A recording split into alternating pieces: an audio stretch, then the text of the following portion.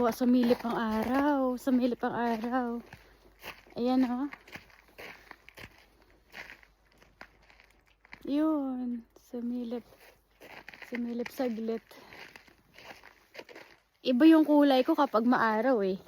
Kapag walang araw, nako, para akong ang itim-itim na parang ano yun tawag dun. Kaloka. Ano? Kahit ganyan lang yan. Okay na yan. O may gagawin na naman kami ni Dudong. Mga February, March. Or mga March yan. Pwede na to. Pwede natin gawin. Ayan, okay na. May araw ng unti-unting lumalabas. 2:00 na. Then magtuloy-tuloy na yan kapag magandang panahon. Nakakamiss din ng araw kaya. Check ko lang yan doon.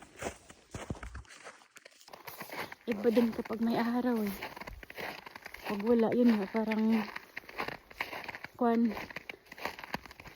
nakakalungkot. Ano?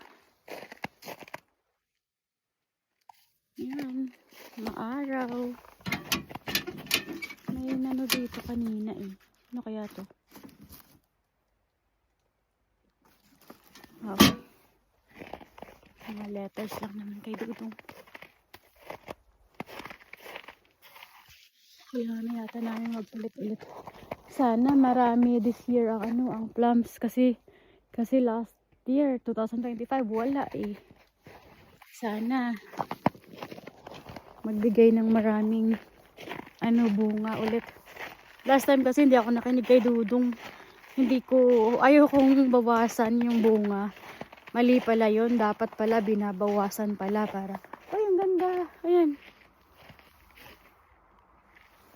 Dapat pala binabawasan talaga para hindi maubos yung energy ng sa apples tsaka sa mga sa ibang fruits. Ganun pala dapat yun. Ganda. May araw.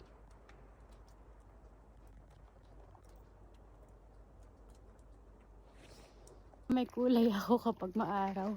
Ayan. Thank you Lord. Sa sun. Kahit saglit lang yan, okay na yan. Ilang months din na wala kaming araw. Pero sige lang. Ganun talaga. Na hindi na makakita. Maganda ang kulay dito eh kapag may araw. Ano? Ganda yung kulay.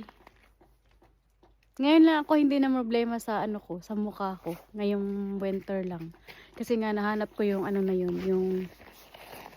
yung moisturizer na yun na nakaka-moist talaga sa aking balat. Kasi nga yung skin natin, 'di ba, parang iba yung skin natin kumpara sa skin nila dito eh. Kaya kailangan talaga makahanap ng tama na sakto sa ating balat. Pasok na ako. Kagagaling ko ng ng work kasi nga dumating yung IT na kasi sira yung aking laptop sa work, kaya kahit na alanganin or ano man dyan, kailangan ko puntahan dahil minsan lang nagpapadala yung HP ng mga ng technician.